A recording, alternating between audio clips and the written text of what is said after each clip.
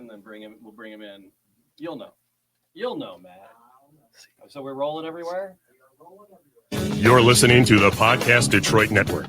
Visit www.podcastdetroit.com for more information. 1935, the Lions win the NFL championship. The Detroit Tigers take the World Series. The Red Wings bring home Lord Stanley's Cup. Joe Louis begins his rise to world domination. This transforms the Motor City into Detroit, City of Champions. Game on, Detroit City of Champions, the podcast. I'm Jamie Flanagan. Charles Avison. That cat right there wrote a trilogy of books called Detroit City of Champions. And I met him at an art fair, and he just went on about this book, and he was so excited about it. And then Matthew and I launched these podcast studios, and I'm like, you know who's got to tell a story? I got to get Charles Avison in here to tell his story about Detroit City of Champions. And as Charles started unfolding his story to me, he had these the wandering tales of a story. I call it Tales of a Traveling Storyteller. Tales of a Traveling Storyteller, and the interesting people he's met along the way while collecting the story. And Charles, today once again it's part 2 of many. It's an undefined number of parts for this particular show, because one of the people that we talk about in the Tales of a Traveling, it's actually before the Lions chapter is Tom Eurich, who we have for Tom. Thanks for coming back. Special guest in the show. Because you're just a wealth of knowledge and connections in the story, because you got to meet. You had the distinct privilege of meeting some of these guys, some of these Iron Men. Well, yes, the Lions from 35 and also Charlie Gehringer. I was speaking earlier before we went on the air that when I got involved in 1985, there was 179 or 139 champions all combined, and the still living of the book. Still living, right? Yeah. Still living. And then when I got in at 50 years late, there was only 17 left. Yeah. And consequently, then I went to work to find them, and the rest is history. The thing that me and Tom connected at one point. We talked about how me and Tom met. In fact, I had almost forgotten how we connect. I mean, I remember where we had met. We met at the Coney Island at one time. We had a great conversation. One of the coolest things in the world, at least cool to me as a City of Champions junkie, is the fact that they had this.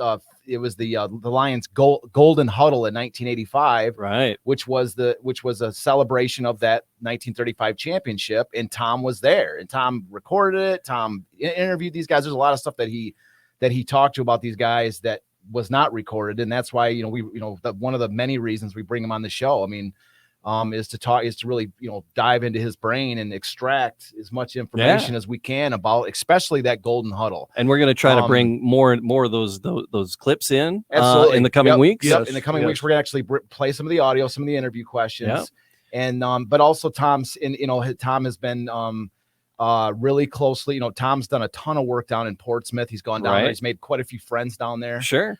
And it's so the Sisterhood of the Traveling Pants. I mean, the Tales of the Wandering Tales of a Traveling Storyteller. You're 5% close, I guess. Something like that. Yeah, I think you got the right on that entire statement. Wow, we're butchered live, it. folks. Yeah, but there's yet another person that we were going to. Here's the thing: I'll lead up to is the idea that that last week we were going back and forth talking about our favorite players. And we weren't talking about like Dutch Clark, because everybody's favorite's Dutch Clark. I mean, he's the Hall of Fame. He's the charter member of the Hall of Fame for the Lions. And then Tom mentioned Ernie Cadell, and then I went off on this big thing about Glenn Presnell being my favorite player, right? And so, anyways, that got Tom to talking to a few of his Portsmouth buddies, and actually we want to bring out our second special guest today, our special guest, Will Mault. We got him. It's just Tom's. He's just hey. How you doing, Will? Hey, Tom, man, it's great to be here, Charles. Yeah, we want to kind of surprise Tom with Will here, and this is Will. Not only is he coming in from Zoom, and he's in Portsmouth, right? If I'm not mistaken, right, Will? I am in Portsmouth. He lives in Portsmouth. He's broadcasting from Portsmouth, and he was actually Glenn Presnell's neighbor for how many years, Will? Several years. I don't know. most of my life. I grew up here knowing about Glenn all my life. Yeah. Glenn was friends with everybody. So and Will is like knows like everything. He's friends with it. He's friends with Glenn was he was not shy about talking about his time as a Portsmouth Spartan or as I'm sure as a Detroit Lion. No, and his name was Presnell, and his nickname was the Press because he loved the press. And I always say before Deion Sanders in prime time, there was the Press, Glenn Presnell. And you're leading right up. You're leading up to where I want to go with this entire, eventually with this show. Hopefully, is just the versatility of Glenn Presnell, which really was, he was a multi. He was excellent at pretty much everything he did: offense, defense, kicking, field goals. He was a tremendous athlete. Oh, above all, he was a class individual. That man had as much class as any man I've ever met in my life. He was just a classy individual. Excellent. Yeah. It's Tom briefly. Press was at but momentarily, didn't you say he was ill or something? Well, when Abe Kushner took me over, Glenn was at the table. And he halfway after the event, he left. He was not feeling well, and I was very sorry that I didn't get a chance to interview him because he introduced the colors to the Detroit Lions, the Honolulu Blue, up in the Fisher Building in Richard's office. Yep. And I would have loved to have got him, but I didn't. Yeah, no, but So we got a supplementary source here with Will Mault, who the eyewitness to my favorite. Beside again, and you say Dutch Clark is your favorite. He's just you got to sort of have Dutch as your favorite, but like I say, for me, it's like Glenn Presnell is. I said it last week in the show. He was just. We talked about how Press even before he even came to Portsmouth, he played for the Ironton Tanks. And I was saying last week, I'm like, if you really wanted to get us some real football history, like some real leather helmet, football history, that you look into the Ironton Tanks, because and then Presnell, I was actually kind of making sure I have a few notes on him today for it. And last week I said I think he beat the Chicago Bears. I forgot if it was the Bears or the Giants that he beat. Well, he beat both of them. So while he was with the Ironton Tanks in 1930.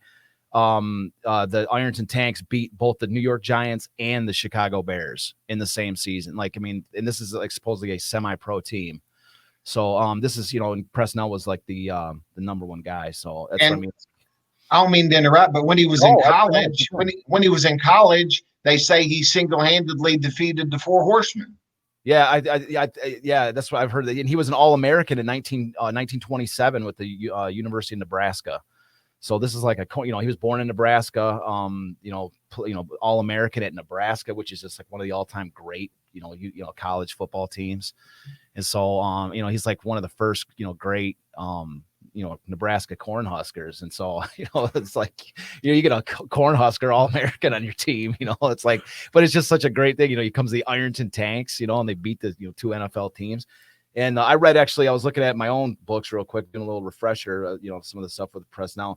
And he said that he joined the Iron. He actually was offered by several different NFL teams, including the New York Giants. He actually chose Ironton because they guaranteed him a job as a science teacher. Oh, okay. And so as a science teacher, he actually said, there's a quote in the book, in the third book I have, where he actually says, the idea was that I was getting paid more as a combined teacher / football player than I was as just a football player. Wow. And the other thing too is if my football career failed, then I knew I could fall back on being a science teacher, as a job for the rest of my life type of a situation. So he actually chose the Ironton Tanks over the NFL, and then eventually chose the NFL.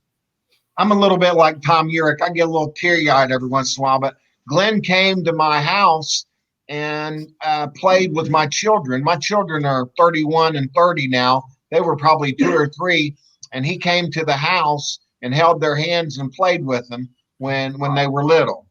How many professional athletes? That's awesome. Did he throw the football around the yard or anything? Yeah, I had the football out here earlier. He signed for me. Oh, no.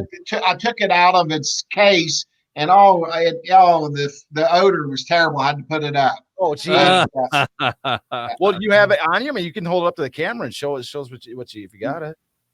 I'll send my son-in-law to get it now. Oh, okay, great. Yeah. In the meantime, I wanted to read a quote because I've got a quote from Glenn Presnell's mouth about his victory when he was on the Ironton Tanks, about how they beat the Giants and Bears.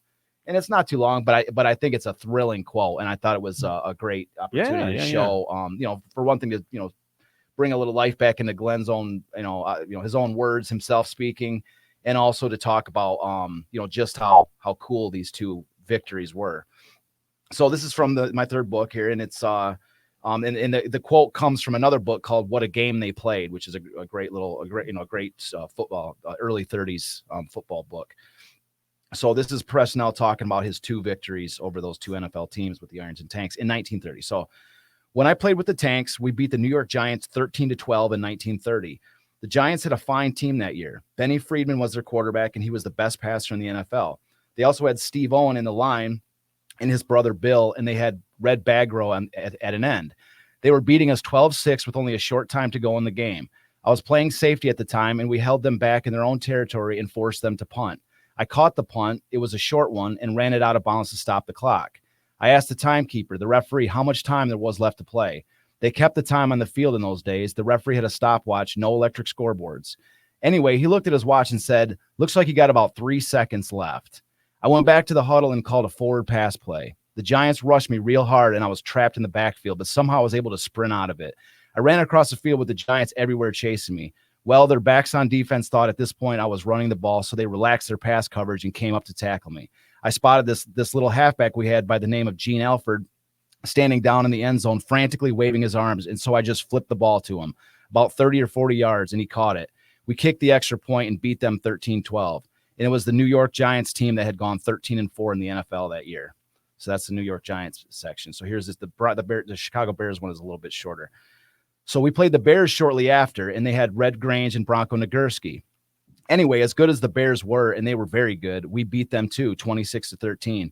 Everything seemed to go right for me that day. I remember breaking off tackle on one run and going 88 yards for a touchdown, and I got 2 touchdown passes that day as well. The reason we played so hard in that game, I truly believe, is because we were very scared, especially of Nagurski, who everyone had heard all the war stories about. We didn't want to get annihilated, and as a result, we really got keyed up for the game. On the other hand, the Bears figured this little team from Ironton would be a real soft touch, and they consequently didn't get up for the game. Wow. So the first game, like the last second touchdown by Presnell. In the second one, he ran for a touchdown, threw for 2. He's a stud, man. So I love Detroit. I visited Detroit many times, but Glenn talked to me about the championship game in 32 when the Spartans played the Bears, and he claimed he had a play called in the huddle, and the Spartans had ran it the way he wanted. The Spartans would have won that game. Yeah. We did an entire show in the 1930, like a show and a half on the 32 championship that inside the Chicago arena, the Chicago Stadium. I don't know if you can see one of my most prized possessions, but there's my we can see it. Glenn. Tom's got a clap over here for you. That's awesome. Can I ask Will a question? Yeah, absolutely, Tom. Yeah. Will, how did you meet Glenn? He was his neighbor. Oh, he was the neighbor. Yeah, he was his neighbor. He was the neighbor, meaning he lived in Ironton. He actually, I got a letter I got a postcard in the mail about buying Portsmouth Spartan Chicago Bears beer stein commemorating the championship game in 32. And a week later, Glenn Presnell was at my house. I don't know how that happened. It was an act of God. Things just went right for Glenn. Glenn was a man of faith, and things just went accordingly with Glenn, Yeah. So, Will, tell me a little bit about Portsmouth, because you own a business there. What's the business? This is Salt the River. It's a steak and rib and chicken restaurant, mainly known for the steaks. And Glenn and my dad, my dad's been gone since Father's Day of last year.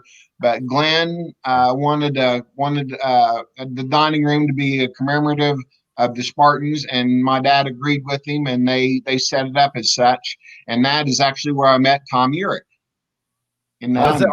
That's great. Well, actually, it was the second time, because the first time I was in the river was with Bob Morton, and you weren't there.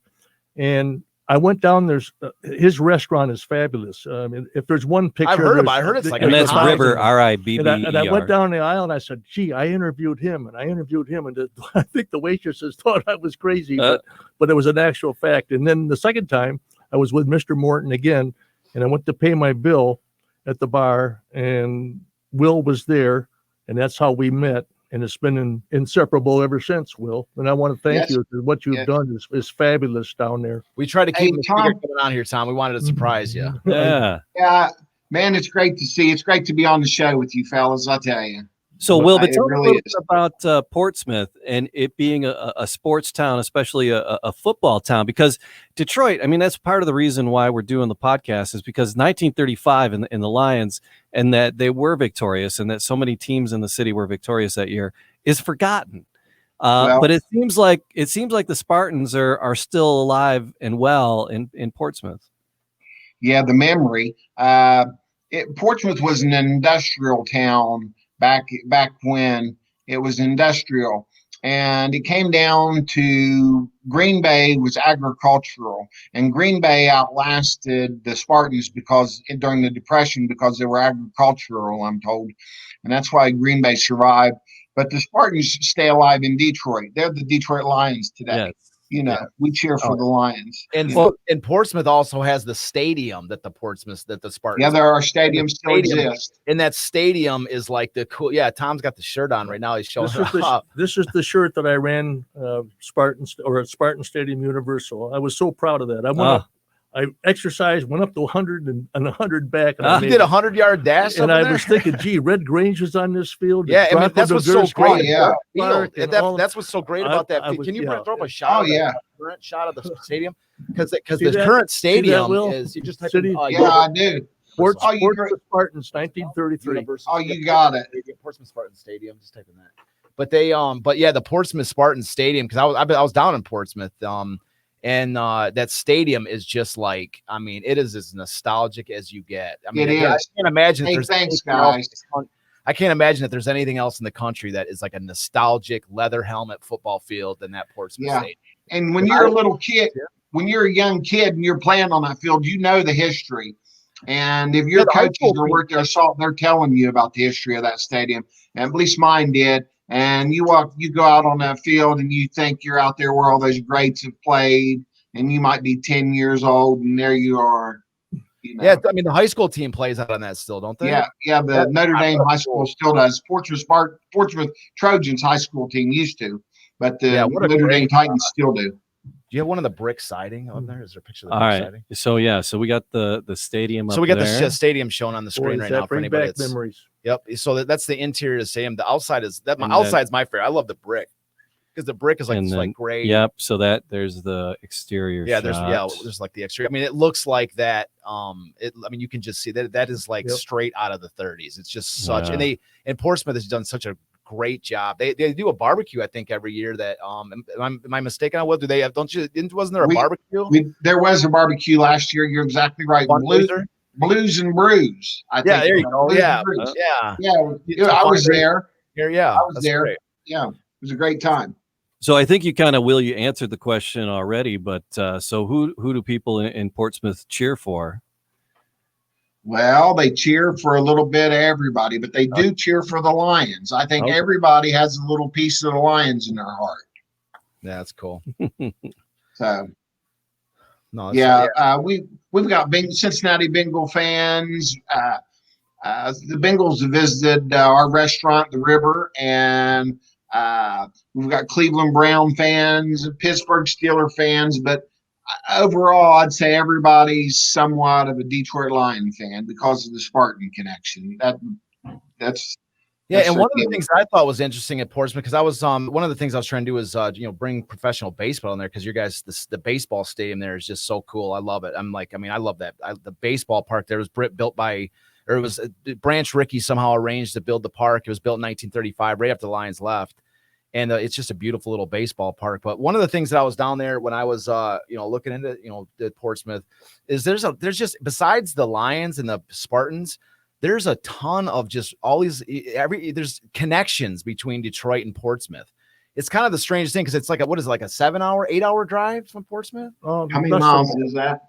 Something like that. It's about 280 miles. Maybe like 6-7 hours, something like that. But 291 miles from Portsmouth to Detroit.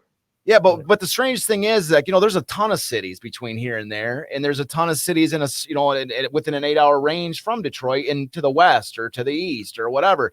And it's just the strangest thing because I was actually really looking into Portsmouth, as a connection for like a baseball, to do something, modern pro baseball there.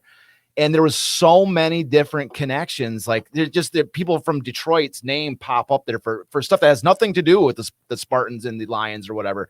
And it was just really, it was just odd to me that it was like, that there was there has been like a connection with Detroit and Portsmouth for a long time, not besides just this. It's weird. Well, when I read the book, I was so proud that on the first introduction to the Lions, you have the picture of Portsmouth players playing in the stadium. Sure. And you brought Portsmouth in.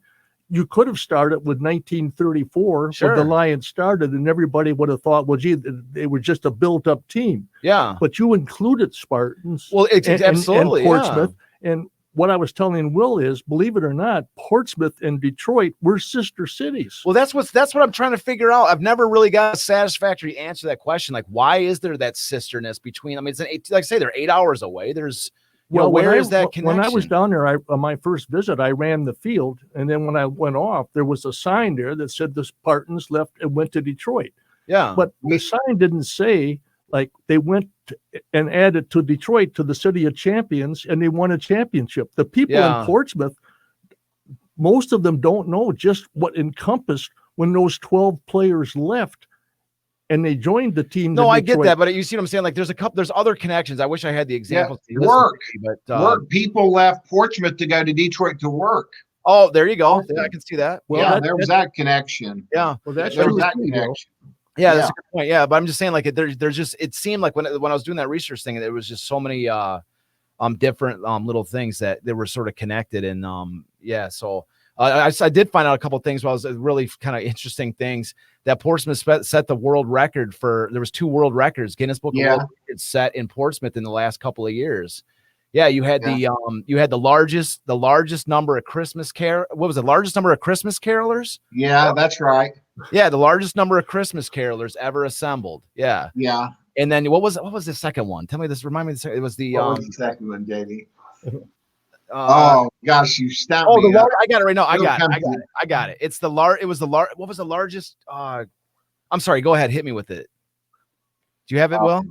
No, I don't have it. The second one, I hate to put you on the spot. Sorry about that. It's I think it was the largest number of Lions fans. No. No. I thought it was the largest number of like there was a big street cleanup or something. I think that largest number of potted plants. That's what it was.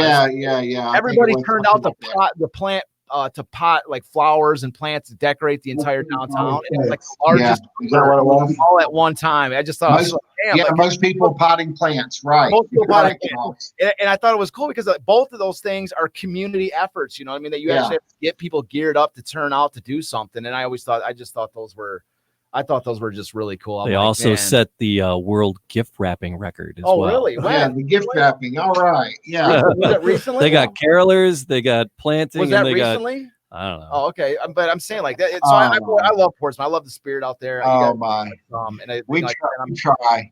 Well, I'm glad to have that. I'm glad there's that connection between Detroit because I think we got a lot of, I think there's substance out in this area too. And you got, Portsmouth's got substance, and I'm glad to, kind of. We've got some history. We do.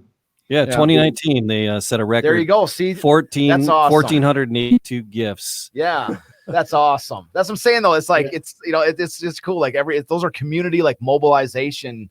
Yeah. And it's cool. Like I say, I enjoy every person I met from there has been great. Hey, thanks for acknowledging that, guys. I appreciate that. That's very nice. Well, I highly recommend all people to go to Portsmouth for a trip because it's fabulous. And by all means, stop into the river because you're going to see pictures there. Take the little ones. Because you'll see pictures they can't believe of all the Spartans and the Lions. Yeah. That's great. Well, I used to make my trek to Dearborn, and I would watch Ohio State play Michigan. And if I was lucky, I would catch the Lions play the next day. And I was talking about faith.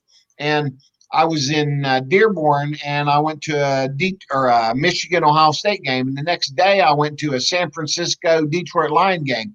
And guess who they brought out at halftime in the Model T and honored? And I had no idea it was going to happen.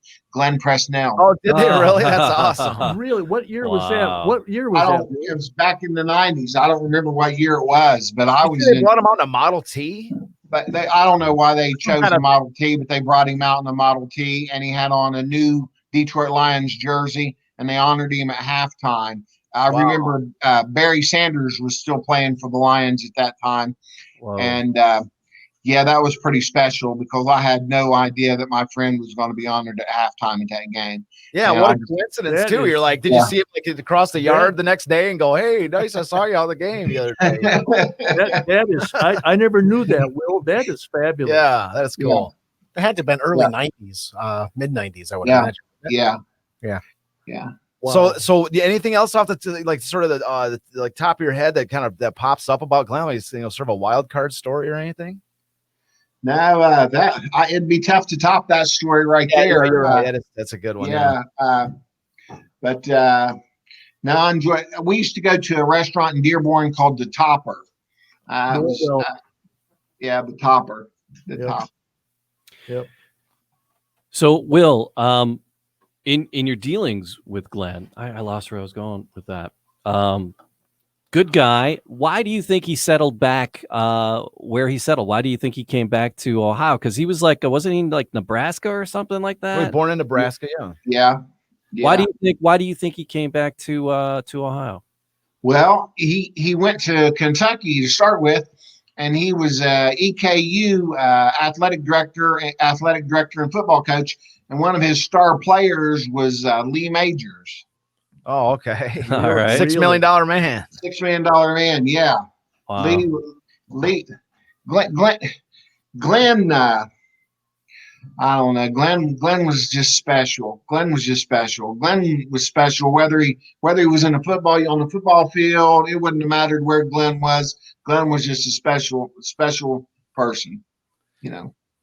Well, Tom talked a little bit about on the last one about how these players, even after they'd come to Detroit, that there was still an affinity between them and Portsmouth. Yeah. And like at the party, like when he first walked up to the table, there's two tables, in fact, in like the group of players that had played together in Portsmouth all sat at one table, and the other table was like sort of like they call them like the new guys, like even though it was 50 years later, they're like, oh, those are the new guys from 1934, 35 when they were, when they came to Detroit, it was guys that never played with them in Portsmouth. So there was still sort of that there was two tables. teams. There was really the Detroit Lions and the Portsmouth Spartans. And you could see that when I went to the reunion and talking to the Spartans, they really coming to Detroit, there was only 12 of them. They didn't know who they were going to play with. They didn't have a field, and they felt so sorry for the ones left behind. Yeah, that was a tragedy. Yeah, but story. But they still had that same kind of. But they still had that. I guess I'm trying to answer the question about why he end up back in Portsmouth, back in Ohio, Glenn Presnell, because for a lot of these guys, this is like that special point in their lives, man. They they really attach themselves to that area. Yeah. Will, didn't Glenn live in Ironton? Yes. Oh, so he moved back to Ironton. Yes, he was in Ironton. Yeah, even better. Yeah. Yeah, he was in Ironton. Oh. And one of his players too was Coach Miller, who coached Wheelersburg High School, and Coach Miller won a few state championships in Ohio himself, and he was one of Glenn's players at EKU. Yeah. No, am I mistaken? Is that stadium that the Ironton Tanks used to play in? Is it still in Ironton? Is it still up? Yeah. Is it? Yeah, that's awesome. And the original pieces are still there and everything. I'm pretty sure of that. Yes. Yeah, that might be a tougher photo to find. I don't know if that's on there, but Will, when did Glenn go to Ironton? When he left Portsmouth, he lived in Detroit for a while, and then he moved back to Ironton. Is that the story of his trail? And well, like I said, he was at EKU, Eastern Kentucky University, in Kentucky as their athletic director and coach. That's where he coached Lee Majors and Coach Miller. I don't know the timeline, to be honest with you, Okay. Tom. I don't know. Well, so I wanted to lead back in a little bit to what we were talking about, sort of at the beginning is like the maybe to shed a little light on the like what type of player Glenn Presnell was. And we talked about, like, set for a second earlier on, like the Deion Sanders, like the offense and defense. But Glenn Presnell, I think, was even like, Deion was fantastic. Deion was phenomenal. He was offense and defense. That's true. But back then they literally played both ways. Literally that was the game. You literally played both ways. And it wasn't like like in Glenn Presnell, what he excelled at was everything. I mean, he was a runner, he was a passer, he was an elite defensive back. He kicked I talked about it, the other show. He kicked the longest field goal in NFL history in 1934. Who broke that?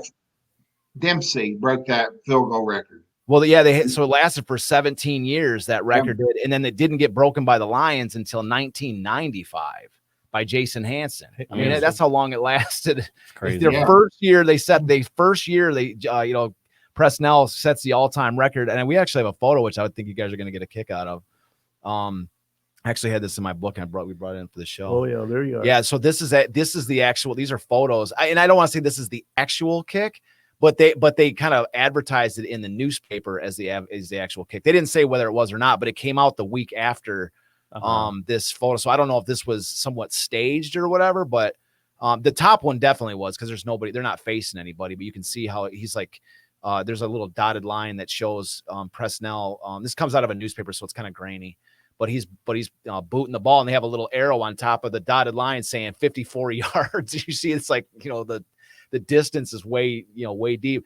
And then I know it's really very small and probably impossible to read for anybody, but the little text at the bottom, it's a story by Potsy Clark. And Potsy Clark, one of the things that was so cool about him, we did 4 episodes on Potsy Talk. The episodes were the genius of George Potsy Clark. And one of the coolest things about Potsy was it was that besides like his role as a coach, basically a general manager, was that he was a teacher. Like, he loved to teach football. Like, he wrote a book like How to Play Football. He wrote like the article that you see right there, the little small text that's, like I said, impossible to read.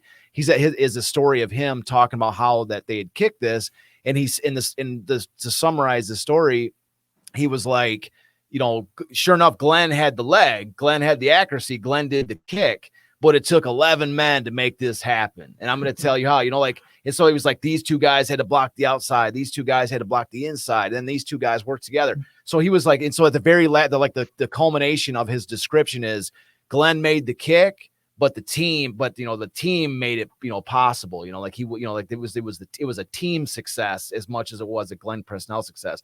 So that was, that's that Potsy element. But so like I say, Glenn this was the 3rd game of the season. They beat Green Bay 3-0 with this 54-yard touchdown field goal. And it set the all-time record in their 3rd week as a franchise. Amazing. That lasts until 1995. That's just, I mean, you can't make this stuff up. Yeah. It's unbelievable that, like I said last week, how they ever got a team on the field. Yeah. In 1934. And then we're incredible. All once the they disarray did. they had, and they were trying to help the Portsmouth Spartans left behind, try to find them a job, because to play football, if not, they had to be in the unemployment line. Yeah. And the sadness in those players were telling me, it was just unbelievable. And like I said last week, they put a little P under when they played the championship game. That was to remind of the people left behind for the Portsmouth players. That's what I mean. They had that Those attachment. That was this was a precious time in their lives. I mean, you can see it. It was a precious time to me during the time that I knew Glenn. Glenn, like I said, he treated everybody like family. The Portsmouth family, the Ironton family, he loved everybody. He was friends with everybody. Glenn never met a stranger. Didn't he live to be like, was it 99 when he passed? 99, and I was hoping he'd make it to 100 because 100 yards on a football field. But that was myself. He made it to 99. Yeah. So, Charles, you pulled down a couple of images out of the book. What else did you pull down that you wanted to share with us today? I mean, which there was one other one. Sent you like 5 or 6, I think. 4. Oh, was it 4? Mm-hmm. I missed, And there, 4, 6, somewhere in there. So there was the first one that picture accompanied the story that you read earlier. Yes, we got a photo up on book. screen. It's a great shot of Glenn Presnell in 1927 as a Nebraska All-American. Wow, 1927. And then the But I love that. I'll go back to that real quick. Yeah. The reason I love that there's this, a lot of times, like, modern day fans, they look back at the 30s and they see these guys, and especially a lot of times the film, the speed of the film is sped up, so the guys are just running around super fast, and like you can't, and the guys look smaller than they do today, and it's just, and it's a lot of times modern day fans kind of overlook.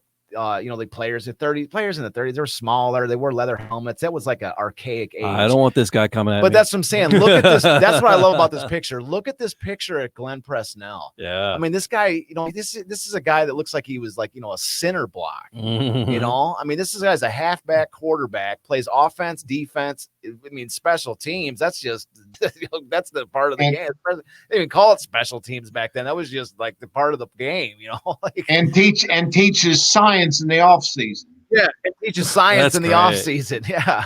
So I mean, like, that's what I'm saying. Like, this guy, he just looks like he's made of granite. This doesn't look like, anybody that questions this idea that football is like, oh yeah, the 30s were like, that was like, archaic era. And then, like back in the 30s, like this guy, like I say, he did not, in his peak, this is a guy that, you know what I mean? Like, he's going to run somebody over or something, like. You know who he looks like? Doak Walker. Yeah. Oh. Yeah. Almost like Doak Walker. Yeah, but he is, in either case, he is solid. And, like I say, like, so anyways, yeah, that's why I love that photo, because it's got him. And this is a great little shot we have here. This is a 1934 Game 5 program cover with Glenn Presnell on it. Oh, and yep. And then so I actually have a little text in the bottom. It says, on this day, Presnell ran for a touchdown to finish a fourth quarter drive that had started when he intercepted a pass from the Boston quarterback. So he sets, that was a little note about that game. So he that's just one little example. He intercepts a pass on one end of the field, and then runs for the touchdown on the other end. This is a whole different game back then. Yeah, playing both sides of the ball. You're playing regularly. both sides. Exactly. It's a totally. That's what I mean. Like, I mean, not to say that football, I think is, I think it's a great sport. I love watching it. But it's just a different style of game. When you got a guy that on one side he gets the interception, the other side, I mean, it's incredible. Well, you want to remember in 34 they could only allow 25 players. Yeah. So smaller rosters. And when players went down, Dutch Clark even went in when they were playing Pittsburgh Pirates. Yeah. They had injuries. Dutch Clark went in and played. Yeah, they played. Yeah, that's right. Well, Dutch played defense when he was in there too. He played both ways. Dutch was a phenomenal defender. Yeah, they both played. Yeah, but there's he's a defensive back, quarterback, halfback. He's whatever the team needs him to be. And so anyway, I love that little program cover. It's a great little. That's from their first season, Game 5. Also, I'm told that the Spartans back in the day, back when they were the Spartans, they stayed with the residents. During practices and some, Well, I didn't know that. Okay. Yeah, that makes sense. Yeah, I can see that. I mean, they're trying to save money. I mean, it was they were all, it's been the middle of the Great Depression. It was a tough spot. All the teams in the 34 were in very tough shape. Yeah. There was only 13 teams. Yeah. They're all in tough shape. So, what else we got, Tom? Is that? Yeah. There was this one that you pulled down. Oh, yeah. This is some photos in action. You see, this is a 1934. We have a shot with Glenn Presnell. He's breaking up a pass and who was the guy? Bill Hewitt. So this is Bill Hewitt. We talked about him briefly. He's a Chicago Bears end that's in the Hall of Fame. He was one of the last guys that never wore a helmet. And there's a photo at the top here where Presnell is just mugging him. He's got he's breaking up a pass from behind, like he's like reaching both arms around Bill Hewitt's neck to break the pass up. And so I just it's such a great little, it's obviously from a newspaper, it's pretty grainy, but you get the idea. Like, I mean, he's Bill Hewitt was much larger than him. Yep. We're still here. It's just so the bottom photo is a picture from a 1936. This is a tradition that's really lost on today, that it doesn't happen anymore. It's something. This is a whole nother story into itself. which is so the bottom photo is Presnell carrying the ball on offense, and it comes from 1936 after the Lions had won that first championship, and in this case they were playing against the college all-stars, because the tradition is that there was in Chicago, this is a big Chicago, I think it was Chicago Tribune event, and what it was that whatever NFL team won the championship would face off in Chicago in sort of like a preseason game against the college all-stars. Okay. So all these like all-stars from college, so it'd be a big game against it was almost like we were talking about like the Lions had that tryout with the varsity versus JV, or varsity versus freshman. It's sort of similar. Like, how cool would that be today if you had a college all-star game against the Patriots or something like that, to see how these guys stood the last up. game played was 1958, and that was Detroit Lions played the college all-stars. Okay, you do remember it then, Tom. Okay, good. So I didn't realize it lasted that long. I watched that game on television. So how competitive was it? The college all-stars beat the world champion Lions. Really? Are you Yeah, serious? Yes, they beat them. So that's because as I read a few things in there, in the past briefly, I didn't do too deep of a dive into the college all-star game, but I saw a couple other losses, and I think the Lions tied in 36. I forgot the score off the top of my head, but I think they might have tied. But there was a couple other losses mixed in. I mean, there was the college all-stars were good. Like, every year there would be a challenge. Great teams. I mean, the best there was in college. Yeah, well, that's what I'm saying. I wonder why I just wonder why that tradition went away, because it was regular. If you're talking about it in 1958, and this is 36, and it was already a regular tradition at this point. They'd been doing it for at least 5 years, leading into 36. Probably they decided to drop it. They decided. But I'm wondering why, because to me that would be football is any type of unique element in sports to be huge, and to me it seems like something that would draw a lot of fans. There's probably that competitive edge about getting into the world of advertising and but the NFL, NFL, who gets the money and the NFL kind of uses colleges like their developmental league anyways. Oh yeah. That's where the players come from college and they go to the NFL through the draft. And that's what I'm saying. Like, why not do a game in which you could actually get a chance to see guys that might be first, second, third round draft picks playing against an NFL, champions, and see how they actually play. So I just think that, so that's why I love that photo. That actually comes from that 36 all-star versus Lions. So what else did you have in your bag of tricks there for us, Charles? Well, I wanted to sort of keep on talking about the idea of the versatility of Presnell, offense, defense, and so just a sort of a little overview of his career, sort of just a quick timeline. So 1927 All-American with Nebraska, as we already talked about. 1929 to 30 Ironton Tanks, beat the Giants and Bears. And then we've talked about it in numerous other episodes with the story of the Spartans. 1931 is Patsy Clark's first year. He brings Presnell over from Ironton. And so 31, 32, we've talked about Portsmouth pretty extensively with that, with the finish of the season at that first NFL championship game. And then at the end of 32, we've mentioned Dutch Clark retired, leaving Presnell the sole quarterback on the team and the number one star. And so 1933, it's Presnell that leads the NFL in scoring with 64 points. All right. So this is just to give you an idea of the type of statistics he had back then. 118 carries for 522 yards. That's fourth in the league, with 6 rushing touchdowns. That's number 1. 47 completions. So 47 pass completions on 125 attempts for 774 yards. That's number 2 in the NFL with 4 touchdowns. And then 5 field goals, tied with Chicago's Jack Manders and New York Giants' Ken Strong for number 1 in the league.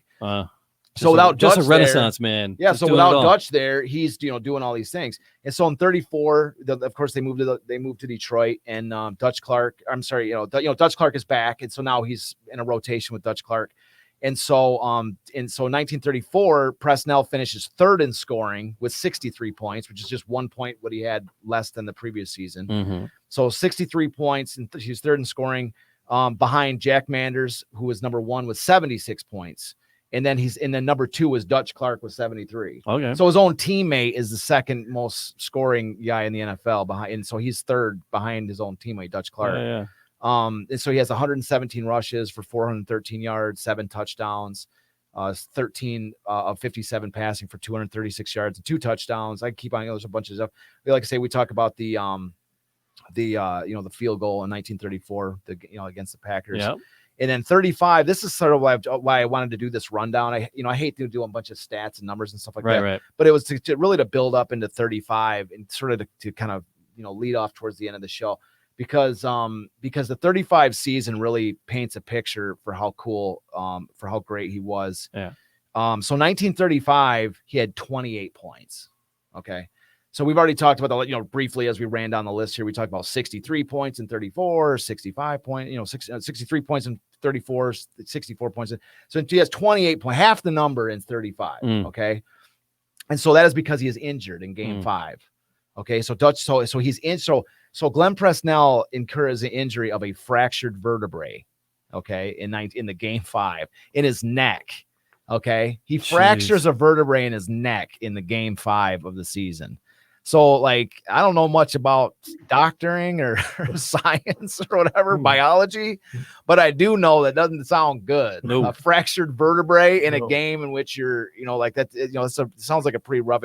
So they tell him, so the doctors tell him, everybody tells him, at the very least, you're going to miss the next 6 games. Shake it off, man. Shake it off. Yeah, there's no shaking off a fractured vertebrae in your neck. Yeah, no. So the doctors tell him, he says he's told that he's going to miss at the very least the next 6 games. So what that does, that puts him coming back with if he's lucky with 1 game left in the season, if he's lucky, okay, he's back in 4 games. So he's back in 4 games. He doesn't miss 6. He doesn't miss a minimum of 6. He's back in 4 games. Fast healer. Yeah. Or this is a guy that's tough as nails. That's my neck's a little sore, but I can, I'm just going to play through the pain of a fractured vertebrae. Right. So anyway, so he comes back in 4, and the moment he comes back, we've done an entire, at least one episode talking about this. Yeah. But so I'm going to set the picture for maybe a viewer that's new or whatever. Is the idea that so this was the situation that the Lions found themselves in 1935, their first championship.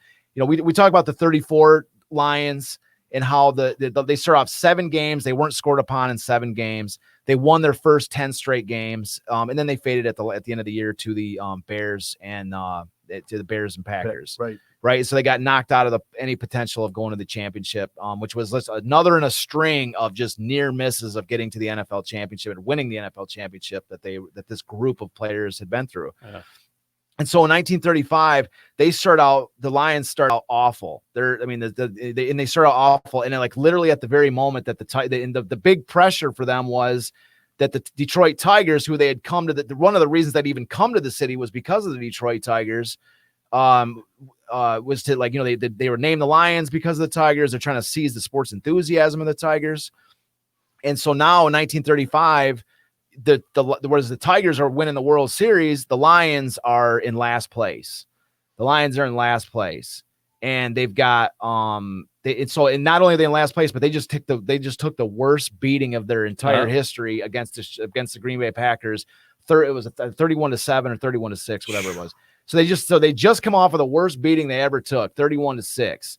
Against the Green Bay Packers, and they were in last place. The Tigers are just wrapping up the World Series or thereabouts, right about that same moment. And they're facing them is 4 games remaining. Okay, they got to go back and play the Packers after they just got thrashed by them 31-6. Then they got to go play the Bears twice, who they had not beaten since 1931. And then they got to beat the Brooklyn Dodgers, who had beaten them earlier in the season to start the year. Spoiler alert. Yeah. You're spoiling it by saying that, Jay. So they got to come back and beat the Brooklyn Dodgers at that, they got to go undefeated. At the very least, they cannot lose. And even if they win them all, they still need help. Other teams have to get beaten and such just to have even a chance. But they know that the Tigers have just won the World Series. And if they did not do something relevant, that this team could have gone into the dustbin just like 3 previous NFL attempts had done before them. And so this was, this was not, they talk about nowadays, the same old Lions. This was not that group. No. This was a group that had been together for a long time, as we've talked about. Their history has, tremendous history of these people together. And this is a group that, and this is the moment that Presnell comes back. Okay.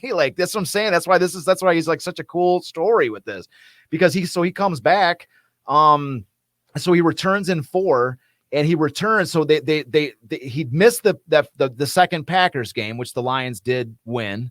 But he comes back in time to face the Bears, in which we talked about in our previous episode. Was like, I read a quote from they had 2 games in a row against the Bears, and the first game against the Bears was like one of the most brutal games that I've ever read about. Like, they were talking about guys getting hauled off on stretchers, guys get fist fights all through the game. Like, I mean, like the article, the quote that is from the story of there's all these different games you read about, but this one particular game is like, because the Lions are up against the wall. They know they're not, like, they've not beaten the Bears since 1931. They want a piece of the Bears, and they know that their season's on the line. And so they're literally playing like a lion against the wall. And by all accounts, this is the most rugged, battle that this team had like ever faced. And they tied, right? They tied this first game against the Bears. And that was the first game that Presnell comes back, from this fractured vertebrae, and he's part of this mauling type of rolling type of a game. And so they tie that first game.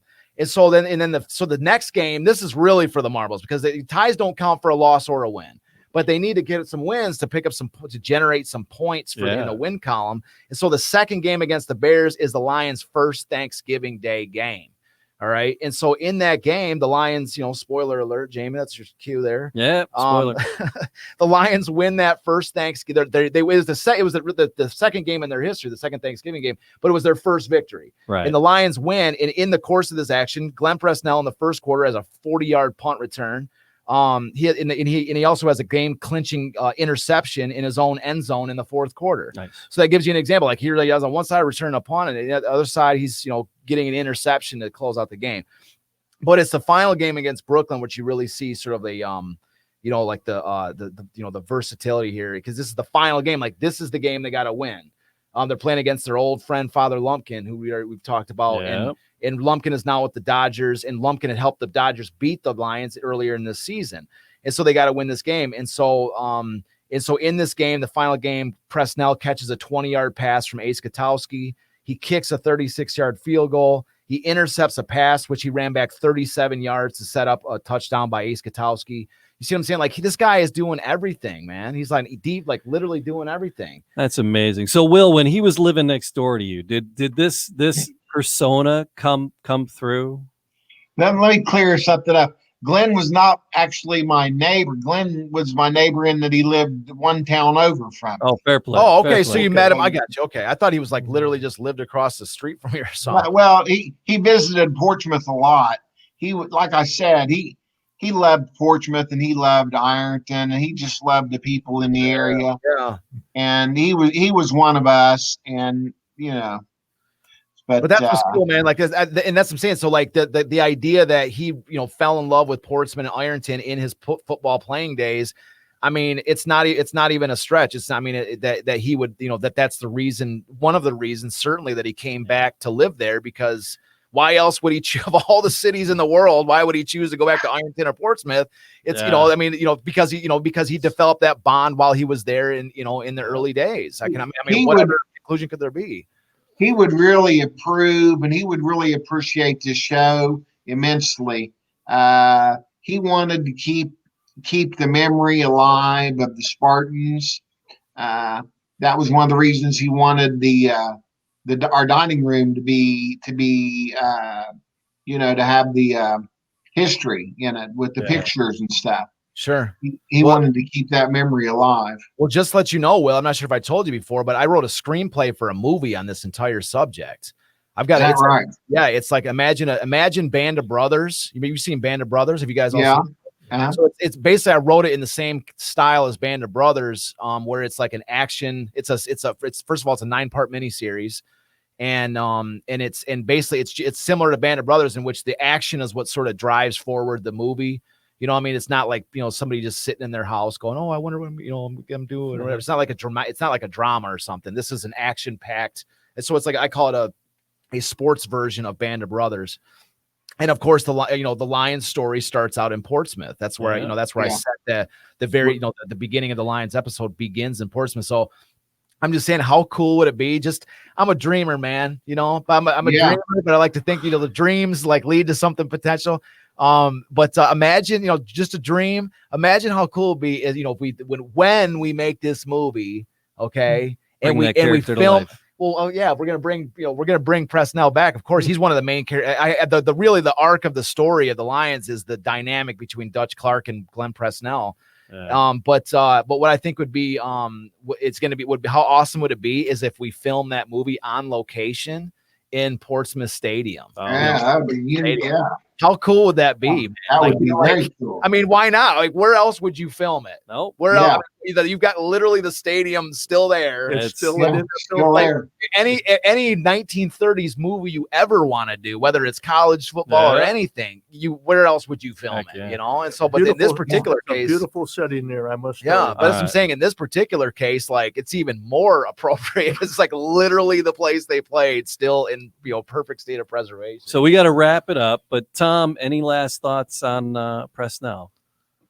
Well, I saw him at the table, and my saddest moment was that when he left the reunion halftime, or when he went, that was my first choice to interview, because I talked to him a little bit at the table, and I wanted him to really tell him how he picked the colors for the Lions up in G.A. Richards' office up in the Fisher building. Yeah. I guess Richards had a bunch of uniforms, and Glenn went, that's the one. Yeah. No presentation. And that's it. And I have another story that in the books about that moment. And I actually forget where I even where I got the information from, but it was like sort of an oral account from somebody that I met along the way. That was on good authority. I forget who it was. But anyways, but there was another story that said that that Richards has actually showed his daughter as well, in that she also picked the color, like basically reinforcing Glenn Presnell's choice for the colors. Like, he showed it to, it was like, what do you think about this? And she's like, that's it, so there was, so he like identified it. And then there's no telling how many people that he ran it past, but the initial color selection was, Presnell, what I mean? And all right, Will, I think Glenn had been in Hawaii before. It's Hawaii blue, right? Hawaiian. I think Glenn had been in Hawaii, but prior to that, really, his wife, So I think Glenn told me that. I might be mistaken. I'm getting older myself, but I'm going with it, Will. I'm going with it, Will. Yeah, you brought it out here. He was in Hawaii. That makes a lot of sense to me. Makes sense to me. Gentlemen, thank you for hanging out tonight. Will, thanks for taking the time. Thanks for having me, guys. Thanks for joining, man. I'm really glad. Hey, I love you guys. I appreciate it, and I'm sure Glenn would too. He's looking down and smiling at us right now. I appreciate it. Thanks. Tom, once again, absolutely an honor to have you with us here, sharing a microphone with a seasoned professional like you. I appreciate it. So, all right, Detroit City of Champions, DetroitCityOfChampions.com. Like, follow, subscribe. We appreciate everybody taking time with us. Charles, thanks for everything. Always my. I look forward to Thursday every week. Matt Fox making everything happen in the booth. I'm just pushing buttons, man. I'm Jamie, and Detroit City of Champions. We'll see you next time. Thanks. Bye.